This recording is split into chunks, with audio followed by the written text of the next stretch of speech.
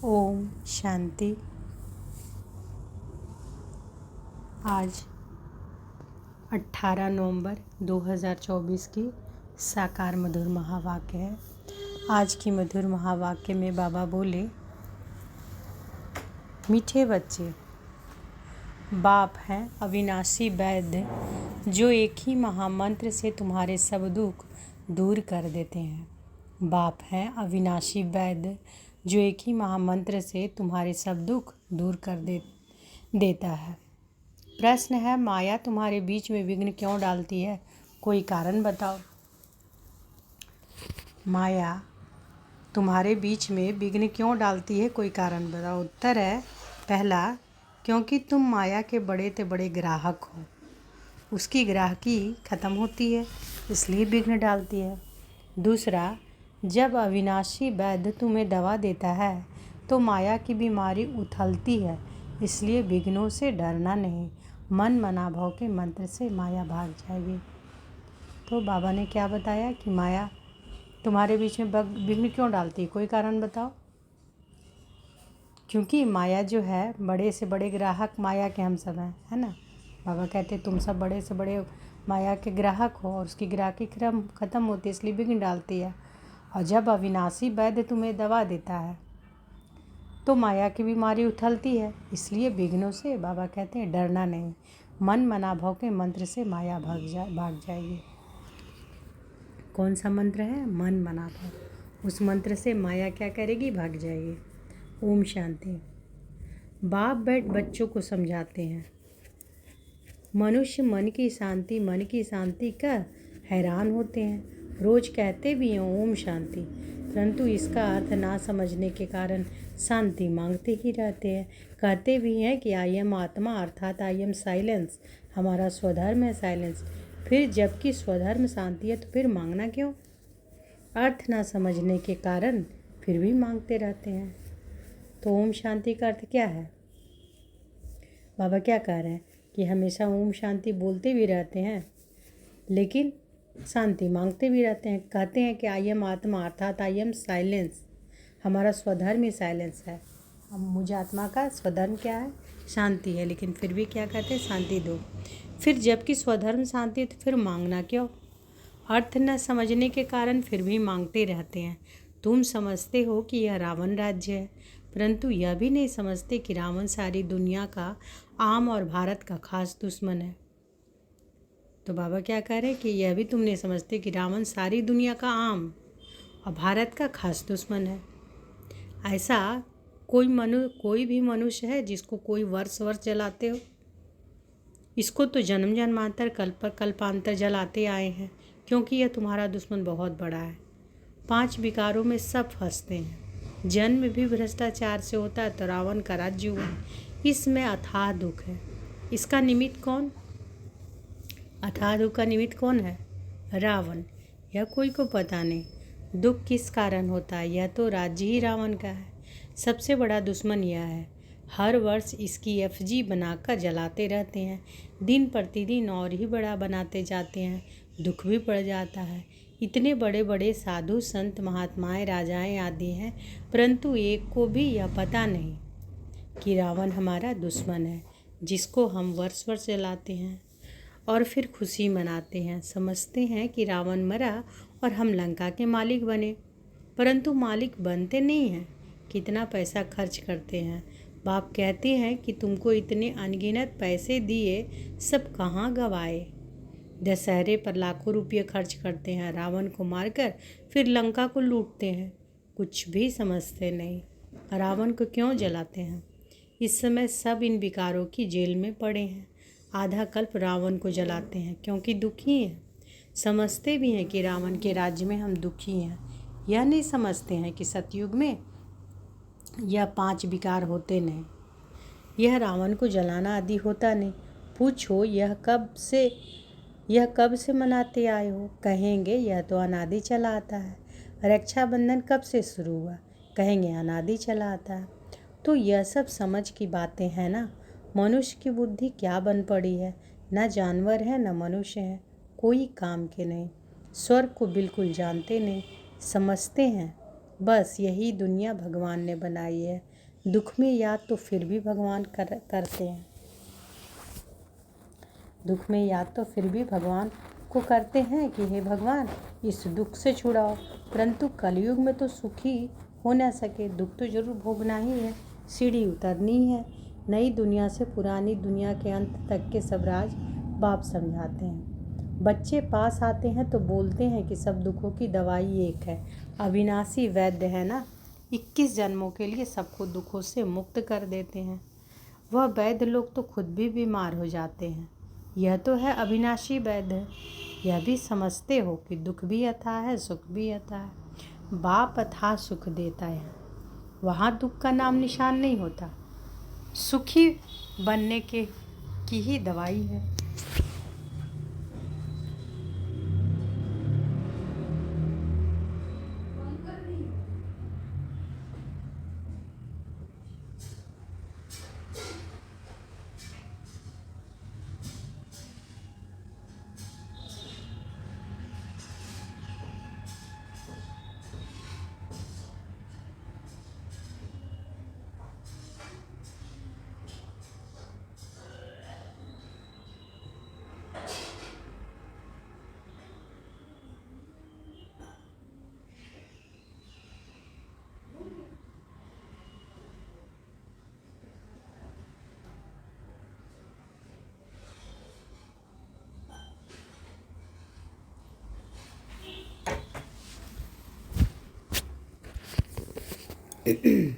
तो बाबा कहते हैं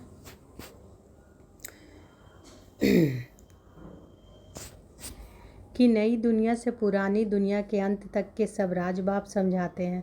बच्चों पास आते हैं तो बोलते हैं कि सब दुखों की दवाई एक है, अविनाशी वैद्य है ना, 21 जन्मों के लिए सबको दुखों से मुक्त कर देते हैं। वह वैद्य लोग तो खुद भी बीमार हो जाते हैं। यह तो है अविनाशी वैद्य। यह भी समझते हो कि दुख भी अथाह है, सुख भी अथाह है। बाप अथाह सुख देते हैं, वहाँ दुख का नाम निशान नहीं होता। सुखी बनने की ही दवाई है। सिर्फ मुझे याद करो तो पावन सत्व प्रधान बन जाएंगे, सब दुख दूर हो जाएंगे, फिर सुख ही सुख होगा। गाया भी जाता है कि बाप दुख हरता सुख करता है। आधा कल्प के लिए तुम्हारे सब दुख दूर हो जाते हैं। तुम सिर्फ अपने को आत्मा समझ बाप को याद करो। आत्मा और जीव दो एक खेल है।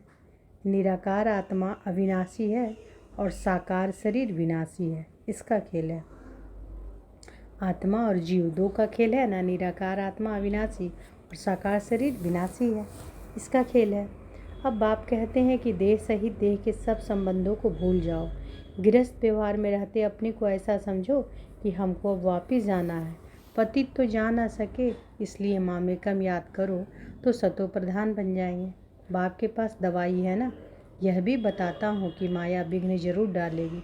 तुम रावण के ग्राहक हो ना, उनकी ग्राहकी चली जाएगी तो जरूर फटकेगी, परेशान होगी। तो आप समझाते हैं यह तो पढ़ाई है, कोई दवाई नहीं है।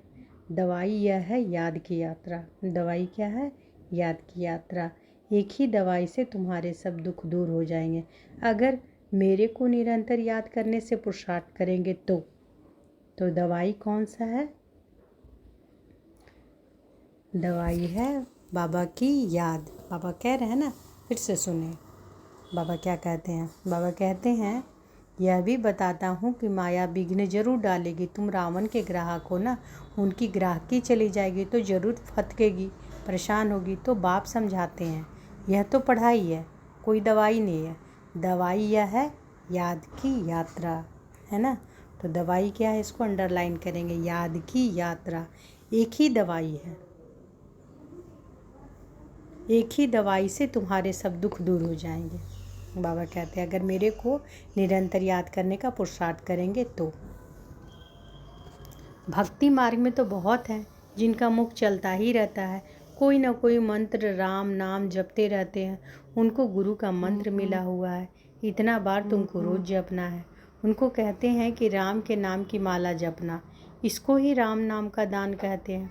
ऐसी बहुत संस्थाएं बनी हुई हैं। राम राम जपते रहेंगे तो झगड़ा आदि कोई नहीं करेंगे, नहीं बिजी रहेंगे। कोई कुछ कहेगा भी तो भी रिस्पॉन्स नहीं देंगे। बहुत थोड़े ऐसा करते हैं। यहाँ फिर बाप समझाते हैं कि राम राम कोई मुख से कहना नहीं है, यह तो अजप्पा जाप है, सिर्फ बाप को याद करते रहो। बाप कहते हैं कि मैं कोई राम नहीं हूँ, राम तो त्रेता का था जिसकी राजाई थी, उनको तो जपना नहीं है। अब बाप समझाते हैं कि भक्ति मार्ग में यह सब सिमरन करते, पूजा करते तुम सीढ़ी नीचे ही उतरते आए हो, क्योंकि वह सब है अनराइटियस। राइटियस तो एक ही बाप है, वह तुम बच्चों को बैठ समझाते हैं। यह कैसे भूल भुलैया का खेल है। जिस बाप से इतना बेहद का वर्षा मिलता है उनको याद करें तो चेहरा ही उनका चमकता रहे, खुशी में चेहरा खिल जाता है, मुख पर मुस्कुराहट आ जाती है। तुम जानते हो बाप को याद करने से हम यह बनेंगे, आधा कल्प के लिए हमारे सब दुख दूर हो जाएंगे। ऐसे नहीं कि बाबा कुछ कृपा कर देंगे, नहीं, यह समझना है कि हम बाप को जितना याद करेंगे उतना सतो प्रधान बन जाएंगे। तो बाबा क्या कह रहे हैं कि बाबा ऐसे नहीं कृपा करेंगे, वह समझना है, क्या समझना है कि हम बाबा को जितना याद करेंगे उतना सतो प्रधान बन जाएंगे। यह लक्ष्मी नारायण विश्व के मालिक कितने हर्षित मुख हैं, ऐसा बनना है। बेहद के बाप को याद कर अंदर में खुशी होती है, फिर से हम विश्व का मालिक बनेंगे। यह आत्मा की खुशी के संस्कार ही फिर साथ चलेंगे, है ना। खुशी की संस्कार आत्मा का है ना, तो ये आत्मा के साथ चलेंगी, फिर थोड़ा थोड़ा कम होता जाएगा। इस समय माया तुमको बहुत हैरान करेगी, माया कोशिश करेगी तुम्हारी याद को भुलाने की। सदैव ऐसे हर्षित मुख रह नहीं सकेंगे, जरूर कोई समय गुटखा खाएंगे। मनुष्य जब बीमार पड़ते हैं तो उनको कहते भी होंगे कि शिव बाबा को याद करो, परंतु शिव बाबा है कौन यह किसी को पता नहीं, तो क्या समझ याद करें, क्यों याद करें। तुम बच्चे तो जानते हो कि बाप को याद करने से हम तमो प्रधान से सतो प्रधान बनेंगे। देवी देवता सतो प्रधान है ना, उनको कहा ही जाता है डीटी वर्ल्ड। मनुष्य की दुनिया नहीं कहा जाता, मनुष्य नाम होता नहीं, फलाना देवता, वह है डीटी वर्ल्ड, यह है ह्यूमन वर्ल्ड। वह है कौन, डीटी वर्ल्ड, और यह है ह्यूमन वर्ल्ड। यह सब समझने की बातें हैं, बाप ही समझाते हैं। बाप को कहा जाता है ज्ञान का सागर। बाप अनेक प्रकार की समझानी देते रहते हैं, फिर भी पिछाड़ी में महामंत्र देते हैं, बाप को याद करो तो सतो प्रधान बन जाएंगे और तुम्हारे सब दुख दूर हो जाएंगे। तो बाबा क्या मंत्र देते रहते हैं कि बाबा को याद करो, तो बाप को याद करो तो तुम सतो प्रधान बन जाएंगे और तुम्हारे सब दुख दूर हो जाएंगे। क्योंकि बाबा क्या है, दुख हरता सुख करता है ना, दुख हरने वाले सुख देने वाले। तो बाबा कहते हैं कल पहले भी तुम देवी देवता बने थे, तुम्हारी सीरत देवताओं जैसी थी, वहाँ कोई भी उल्टा सुल्टा बोलते नहीं थे, ऐसा कोई काम ही नहीं होता। वह है डीटी वर्ल्ड, यह है ह्यूमन वर्ल्ड, फ़र्क है ना। यह बाप बैठ समझाते हैं। मनुष्य तो समझते ही हैं डीटी वर्ल्ड को लाखों वर्ष हो गए, यहाँ तो कोई को देवता कह नहीं सकते, देवताएं तो स्वच्छ थे। महान आत्मा देवी देवता को कहा जाता है, मनुष्य को कभी नहीं कह सकते। यह है रावण की दुनिया, रावण बड़ा भारी दुश्मन है, इन जैसा दुश्मन कोई होता नहीं। हर वर्ष तुम रावण को जलाते हो, यह है कौन किसी को पता नहीं, है ना। रावण कौन है किसी को पता नहीं, कोई मनुष्य तो नहीं है। यह है 5 विकार। रावण कौन है, 5 विकार, इसलिए इसको रावण राज्य कहा जाता है। 5 विकारों का राज्य है ना, सब में 5 विकार है। यह दुर्गति और सदगति का खेल बना हुआ है। अभी तुमको सदगति के टाइम आदि का भी बाप ने समझाया है, अभी तुमको सदगति के टाइम आदि का भी बाप ने समझाया है, दुर्गति का भी समझाया है। तुम ही ऊंच चढ़ते हो, फिर तुम ही नीचे गिरते हो। शिव जयंती भी भारत में ही होती है, रावण जयंती भी भारत में ही होती है। आधा कल्प है देवी दुनिया, लक्ष्मी नारायण राम सीता का राज्य होता है। अभी तुम बच्चे सबकी बायोग्राफी को जानते हो, महिमा सारी तुम्हारी है। नवरात्रि पर पूजा आदि सब तुम्हारी होती है, तुम ही स्थापना करते हो। श्रीमत पर चल, तुम विश्व को चेंज करते हो, तो श्रीमत पर पूरा चलना चाहिए ना। तो बाबा क्या कह रहे हैं कि महिमा सारी तुम्हारी है, नवरात्रि पर पूजा आदि सब तुम्हारी होती है, तुम ही स्थापना करते हो। श्रीमत पर चल, तुम विश्व को चेंज करते हो, तो श्रीमत पर पूरा चलना चाहिए ना। नंबरवार पुरुषार्थ करते रहते हैं, स्थापना होती रहती है, इसमें लड़ाई आदि की कोई बात नहीं। अभी तुम समझते हो कि यह पुरुषोत्तम संगम युग है ही बिल्कुल अलग। पुरानी दुनिया का अंत, नई दुनिया का आदि। बाप आते ही है पुरानी दुनिया को चेंज करने। तुमको समझाते तो बहुत है, परंतु बहुत है जो भूल जाते हैं। भाषण के बाद स्मृति आती है, यह पॉइंट समझानी थी। हूबहू कल जैसे स्थापना हुई है वैसे होती रहेगी। जिन्होंने जो पद पाया है वही पाएंगे। सब एक जैसा पद नहीं पा सकते हैं। ऊंचे ऊंच पद पाने वाले भी, कम से कम पद पाने वाले भी हैं। जो अनन्य बच्चे हैं वह आगे चलकर बहुत फील करेंगे। यह साहूकारों की दासी बनेंगी, यह राजाई घराने की दासी बनेंगी, यह बड़े साहूकार बनेंगे जिनको कब कब इनवाइट करते रहेंगे। सबको थोड़े ही इनवाइट करेंगे, सब मुँह थोड़े ही देखेंगे। तो बाबा क्या कह रहे हैं कि सबका एक जैसा पद नहीं होगा, ऊंचे ऊंच भी होगा और कम से कम वाले भी हैं। जो अनन्य बच्चे हैं वो आगे चलकर बहुत फील करेंगे कि यह साहूकारों की दासी बनेंगी, यह राजाई घराने की दासी बनेंगी, यह बड़े साहूकार बनेंगे जिनको कब कब इनवाइट करते रहेंगे। सबको थोड़े इनवाइट करेंगे, सब मुँह थोड़े ही देखेंगे। बाप भी ब्रह्मामुख से समझाते हैं, सम्मुख सब थोड़े ही देख सकेंगे। तुम अभी सम्मुख आए हो, पवित्र बने हो। ऐसे भी होता है जो अपवित्र आकर यहाँ बैठते हैं, कुछ सुनेंगे तो फिर देवता बन जाएंगे। फिर भी कुछ सुनेंगे तो असर पड़ेगा, नहीं सुने तो फिर आवे ही नहीं। तो मूल बात बाप कहते हैं, मन मना भाव। इस एक ही मंत्र से तुम्हारे सब दुख दूर हो जाएंगे।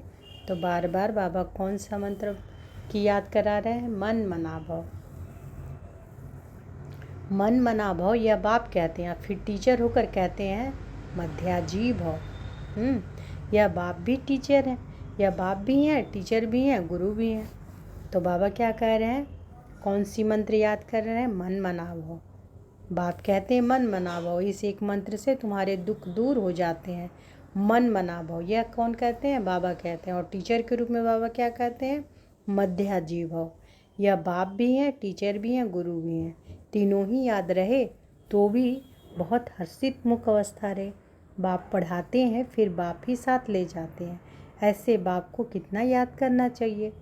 भक्ति मार्ग में तो बाप को कोई जानते ही नहीं, सिर्फ इतना जानते हैं कि भगवान है, हम सब ब्रदर्स हैं। बाप से क्या मिलना है वह कुछ भी पता नहीं। तुम अभी समझते हो कि एक बाप है, हम उनके बच्चे सब ब्रदर्स हैं। यह बेहद की बात है ना। सब बच्चों को टीचर बन पढ़ाते हैं, फिर सबका हिसाब किताब चुकतू कराए वापस ले जाएंगे। इस छीछी दुनिया से वापस जाना है। नई दुनिया में आने के लिए तुमको लायक बनाते हैं। जो लायक बनते हैं वह सतयुग में आते हैं। अच्छा, मीठे मीठे सिकी लदे बच्चों प्रति माता पिता बाप दादा का याद प्यार और गुड मॉर्निंग। रूहानी बाप की रूहानी बच्चों को नमस्ते। हम सब रूहानी बच्चों की रूहानी माता पिता बाप दादा को याद प्यार, गुड मॉर्निंग और नमस्ते नमस्ते नमस्ते। शुक्रिया बाबा, शुक्रिया। धारणा के लिए आज बाबा बोले हैं। धारणा के लिए मुख्य सार पहला है, अपनी अवस्था को सदा एक रस और हर्षित मुख रखने के लिए बाप, टीचर और सतगुरु तीनों को याद करना है। यहाँ से ही खुशी के संस्कार भरने हैं। वर्षे की स्मृति से चेहरा सदा चमकता रहे। दूसरा, श्रीमत पर चलकर सारे विश्व को चेंज करने की सेवा करनी है। 5 विकारों में जो फंसे हैं उन्हें निकालना है। अपने स्वधर्म की पहचान देनी है। अपना स्वधर्म क्या है? शांति ही ना, कि मैं कौन हूँ? शांत स्वरूप आत्मा हूँ। तो अपना स्वधर्म, अपना धर्म क्या है? शांति, प्रेम, सुख। तो वो बताना है, पहचान देना है कि हम सब कौन हैं इस शरीर में। इस शरीर को चलाने वाली शक्ति है, आत्मा है। तो श्रीमत पर चलकर सारे विश्व को चेंज करने की सेवा करनी है। 5 विकारों में जो फंसे हैं उन्हें निकालना है। अपने स्वधर्म की पहचान देनी है। वरदान आज बाबा दिए हैं, तो अनुभव करें कि बाबा का वरद हस्त हमारे सिर पर है। बाबा ने वरदान दिया, सर्व के प्रति अपनी दृष्टि और भावना प्यार की रखने वाले सर्व के प्यारे फरिश्ता भव। सर्व के प्रति अपनी दृष्टि और भावना प्यार की रखने वाले सर्व के प्यारे फरिश्ता भव। स्वप्न में भी किसी के पास फरिश्ता आता है तो कितना खुश होते हैं। फरिश्ता अर्थात सर्व के प्यारे, हद के प्यारे नहीं, बेहद के प्यारे। जो प्यार करे उसके प्यारे नहीं, लेकिन सर्व के प्यारे। कोई कैसी भी आत्मा हो, लेकिन आपकी दृष्टि, आपकी भावना प्यार की हो, इसको कहा जाता है सर्व के प्यारे। कोई कैसी भी आत्मा हो, लेकिन आपकी दृष्टि, आपकी भावना प्यार की हो, इसको कहा जाता है सर्व के प्यारे। कोई इंसल्ट करे, घृणा करे, तो भी उसके प्रति प्यार व कल्याण की भावना उत्पन्न हो, क्योंकि उसमें वह परवश है ना। स्लोगन है, जो सर्व प्राप्तियों से संपन्न है वही सदा हर्षित, सदा सुखी और खुश नसीब है। जो सर्व प्राप्तियों से संपन्न है वही सदा हर्षित, सदा सुखी और खुश नसीब है। तो आज की मधुर महावाक्य में बाबा क्या बोले कि बाप क्या है? अविनाशी वैद्य, जो एक ही मंत्र से तुम्हारे सब दुख दूर कर देता है। कौन सा मंत्र बाबा देते हैं? मन मना भव, है ना। और बाबा क्या कहते हैं कि माया तुम्हारे बीच में विघ्न क्यों डालती है? क्योंकि माया ही कि तुम बड़े बड़े ग्राहक हो, तुम सब बड़े से बड़े ग्राहक हो और उसकी ग्राहकी ख़त्म हो जाती है। इसलिए बाबा कहते हैं कि जब अविनाशी वैद्य तुम्हें दवा देता है तो माया की जो बीमारी वो उछलती है ना। तो इसकी वजह से विघ्नों से डरना नहीं है, बस एक मंत्र को याद करना है। उस मंत्र को अगर याद करेंगे तो जो भी माया का है विघ्न सब निकल जाएगा। मन मना भव, है ना। बाबा कहते हैं ना कि बाबा की याद ये वो दवा है ना। बाबा की याद जो है वो दवा है। दवाई कौन सा है? याद की यात्रा। एक ही दवाई है। बाबा कितना अच्छा से बोलते हैं, एक ही दवाई है जिससे तुम्हारे सब दुख दूर हो जाएंगे, अगर मेरे को निरंतर याद करने का पुरुषार्थ करेंगे तो दवाई कौन सा? अविनाशी वैद्य बाबा, और दवाई है याद की यात्रा। बाबा को याद करते रहना है। अच्छा, शुक्रिया बाबा, शुक्रिया। ओम शांति।